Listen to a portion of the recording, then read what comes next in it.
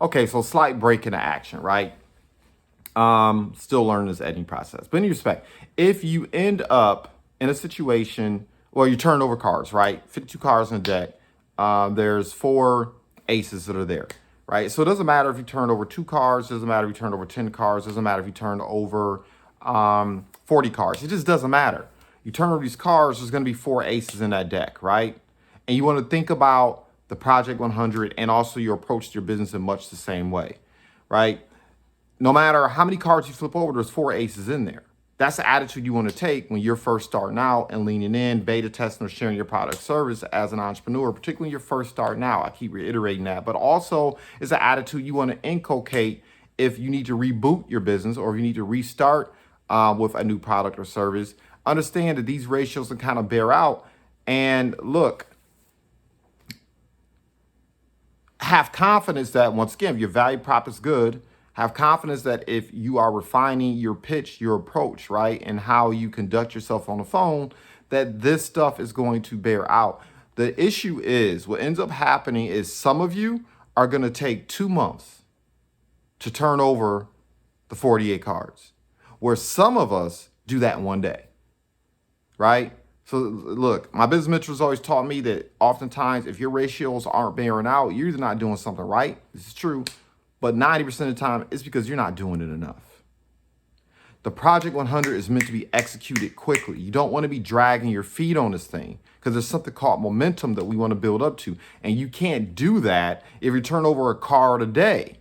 That means it's going to take you 52 days before you find your 4 aces, right? That's a problem. So a lot of individuals, you're not really going through the Project 100 with the speed and boldness that you need to, right?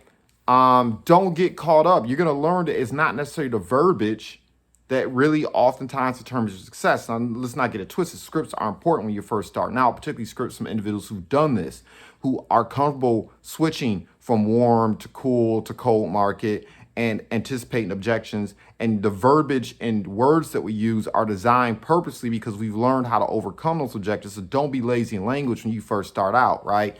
A lot of times when people who are more seasoned are giving you a script, it is because they've learned to anticipate certain things that are going to be incoming when you're making these calls, as opposed to you having to take 6 months to a year to learn these things. You can glean that knowledge within the first day or 2 days if you're following their script. So I wanted to plant that seed too. And at some point, what ends up happening is you end up adopting the script, utilizing your own diction and vernacular because you understand the psychology of what's going on here. So that's the attitude you want to have. I want to plant that as a bonus. Have that attitude that you're turning over cards, okay?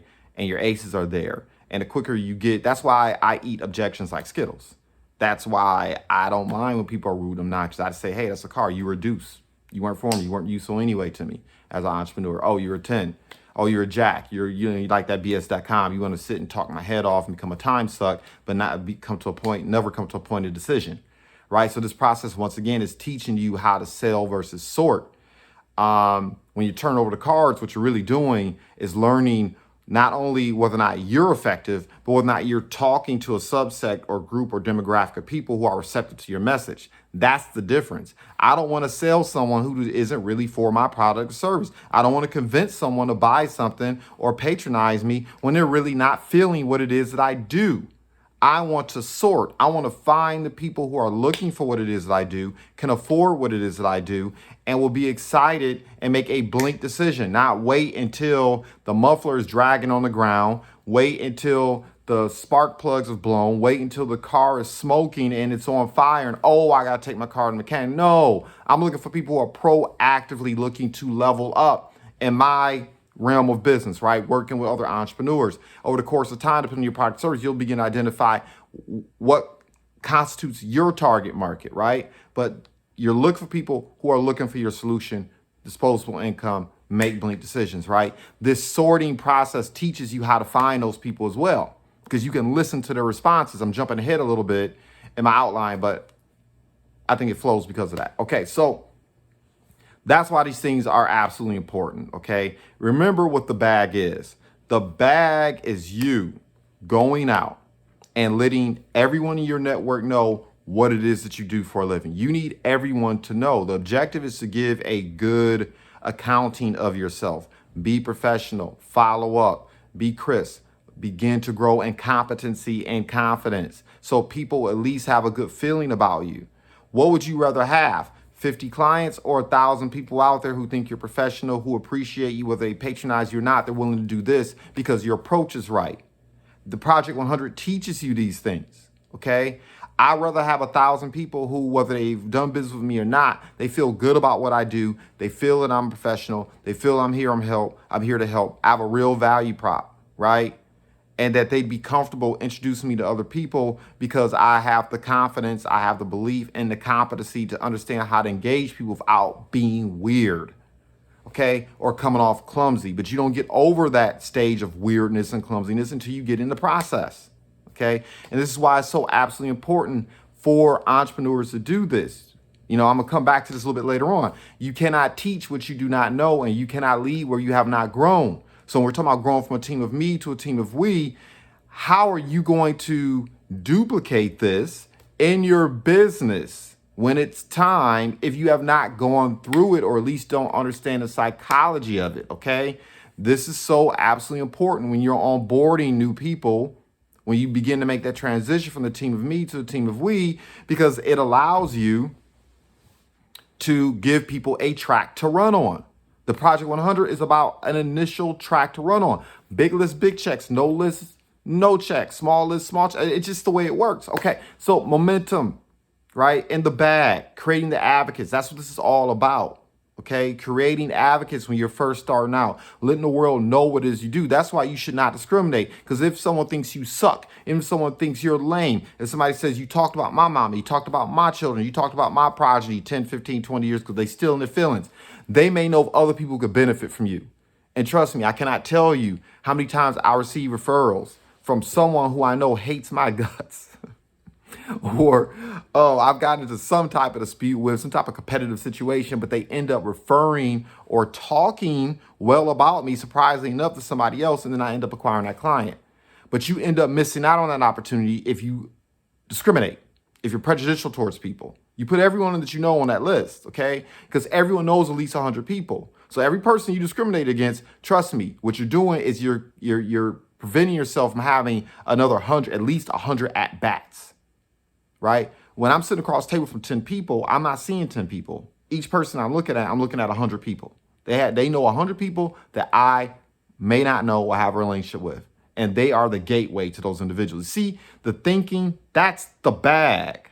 Okay, so we're talking about process. We're talking about you being in business for the long term. Okay? Not just the short term.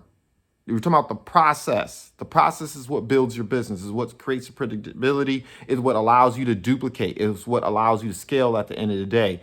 This is like the basic foundation for a sales process, prospecting process, business development process, understanding how to build these relationships and go about it and build confidence and confidence in yourself and be able to duplicate it with others. All right. So there's a turning point, right, where you've gotten good at your script, your approach, and you feel it. And this is called momentum.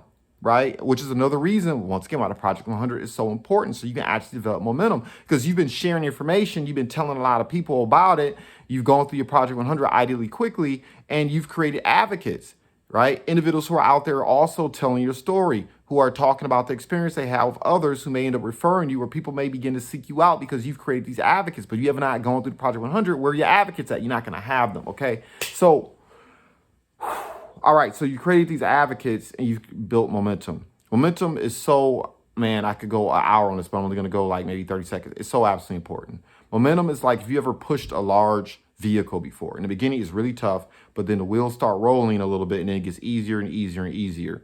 When you have momentum in your business, when you have momentum, especially in the beginning, man, oh my God, it just feels so good. Things become so much easier. Timetables become collapsed. Things that would normally take 2 months, you get done in 2 weeks. And a Project 100 helps you create the momentum because once again, the bag is good relationships. The bag is people knowing about what it is and what you do, and you leaving a good taste in their mouth so they're willing to share with others, right? So this momentum piece becomes absolutely important. And also understand this, your people are watching you. The streets are watching, as they say, right? Your family, your friends, your colleagues, other people that you're surrounded by, they're watching you. And as your confidence and competence grows, trust me, they're paying attention to that. That creates momentum in your business too. Right? People are actually being able to see and observe this stuff working in your favor. I don't know what's going on here. Oh, I just figured it out. That's what's going on here. Yeah, sorry, you have to give me a moment. I'm not going to edit this because, like I said before, I'm just starting out this morning and I got to get this done so I can get some other things done. Okay, so don't allow, no.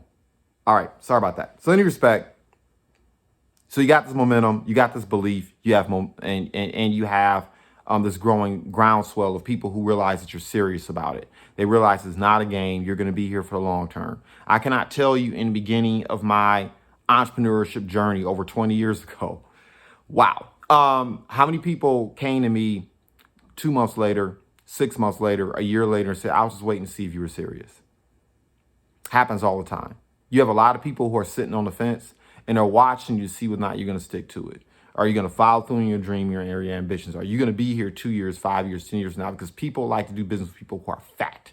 And what do I mean by fat? Like they want to do business with people who are successful. They want to do business with people who are winning. They want to do business with people who are there for the long term. People who are successful understand the value of relationships. Okay. And they want to have relationships with people who are steady, who are predictable, individuals whom they know, even in the worst of times, their trajectory, the setting their sale is going to be forward, right? You just need to know that. And so once again, doing this Project 100 also allows you to put on display for people that you are serious about your business. Okay. All right. Building your network. We talked about that. We're going to talk about the script, and why that's important. Getting the referrals, right? Getting the referrals. The Project 100 puts you on a path towards referrals. You're hearing this over and over again. It's a book by Bob Burg,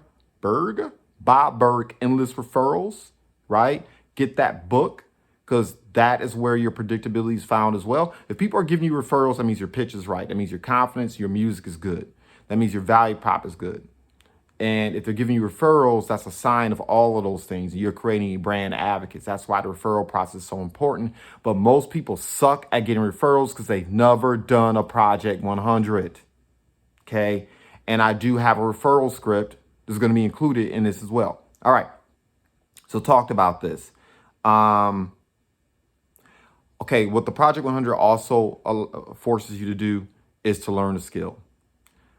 Once again, after you've done a Project 100, one of the things that should come out of it is your learning is not so much what you're saying, but how people are responding and your listening skills. You learn when to pause. So my name's JuJuan, calling with so-and-so company, pause. Right? Take a breath. You learn when you've shared maybe a point of reference in terms of your value prop, how to pause and listen to the feedback. Listen to the breathing. Sometimes listen to what people are saying and what they don't say, right? This nuances of human interaction that so many of us are losing now, right? And trust me, at the end of the day, people still do business with folks whom they like, know, and trust. Understanding the value of Project 100 teaches you what the cues are and how people respond, how to ascertain, engage with that people like, know, and trust you. You learn that less is more, right? When you're first starting out, you're talking too much. Everyone does it. You're talking too much. But the Project 100 teaches you that less is more. You learn to say more with less words, right? Because keep in mind, you only have typically 30 seconds. Best case scenario, wildest dreams, 45 seconds to a minute. I mean, wildest dreams, 45 seconds to a minute to say what you need to say for that person to make a decision as to whether or not they want to learn more, have a follow-up discussion with you, et cetera, et cetera, et cetera. And this is in an elevator. This is at a coffee shop. This is over the phone. This is via Zoom when you meet someone on LinkedIn or Facebook, whatever the case may be. All this stuff's applicable. And you learn to listen. You learn to pick up on the cues. You learn to anticipate what's coming next, whether or not objectives coming in, or whether you need to shut up and just lean in and say, hey, let's schedule a follow-up. These things are important, right? So that's why Project 100 is absolutely important too, right?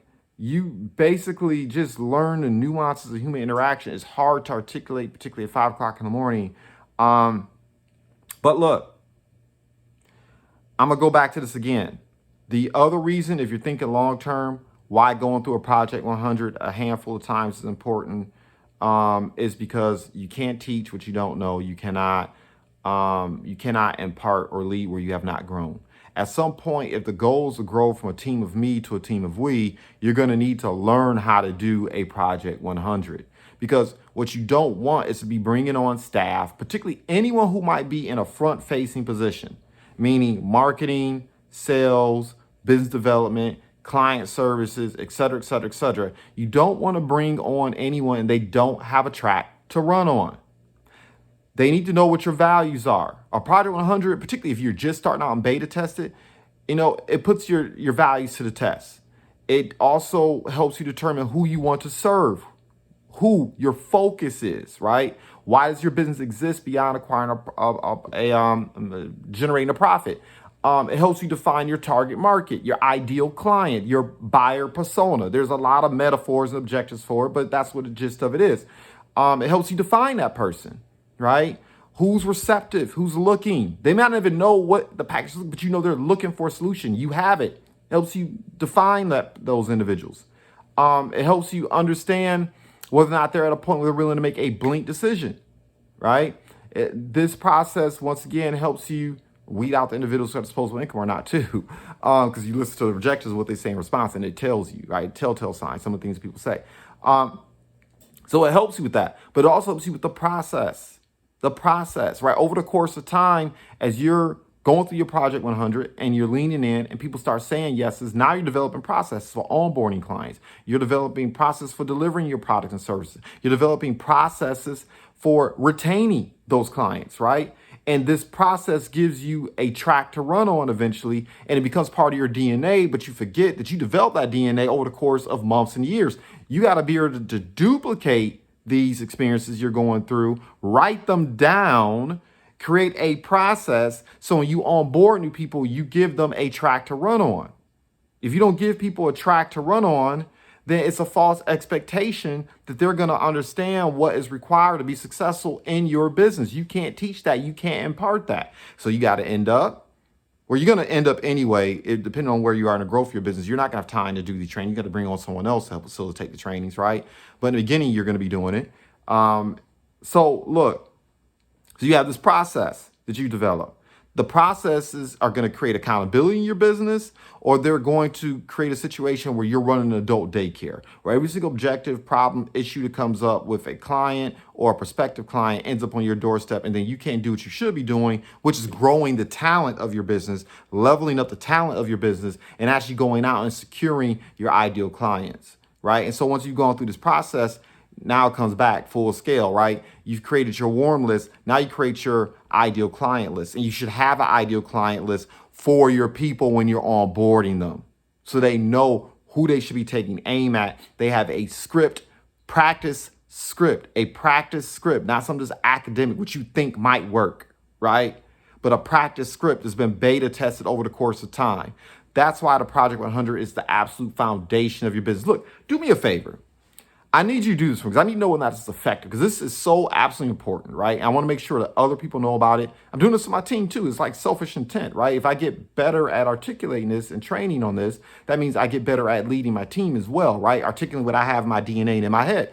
Smash the like button. Give me a comment. You thought this was dope? Say this was dope. If you thought it sucked, put in it sucked. Once again, I eat the criticism like Skittles. But give me some feedback. Let me know whether or not this worked for you, right? Because if I'm getting that type of feedback, I can become better at the deal, better at the game. Actually, when I kind of upgrade my production too, I know that will help out a lot. But the bottom line is I'll become better at the game, and I can help more people. And to be more accurate, we can help more people, right? The folks that I work with, the people who I'm responsible for training and coaching and that are who are underneath my tutelage. So do that for me. With that being said, I'm going to go ahead and sign off. This went on about 10 minutes longer than I anticipated. What happens when I wake up in the morning and something's really egging me, something's really bothering me, and I have to get it off my chest. So this is kind of like scripted, but really unscripted. And once again, I hope this worked for you. I hope this benefits you. I celebrate your success in advance. Goodbye for now.